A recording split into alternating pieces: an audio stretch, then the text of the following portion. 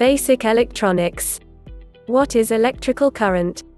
When electrical pressure is applied across a conductor, then charge carriers, electrons, starts moving through the conductor. The pressure you apply is called voltage, V, and flow of charges is called electrical current, I, and the opposition that the conductor offers to the moment of charges is called resistance, R. Electrical current.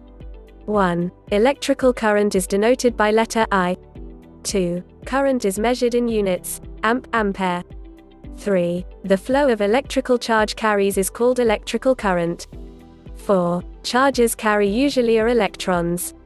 5. Current always flows from relatively positive plus VE, high potential or high voltage, to relatively negative, VE, low potential or low voltage, state.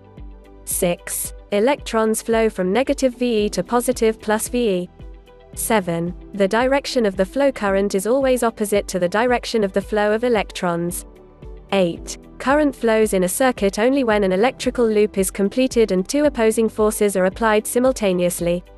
For laptop chip-level training, contact us at RCP Technologies, 406A, Annapurna Block, near Mitrivanam, Ameerpet, Hyderabad, India 500,016.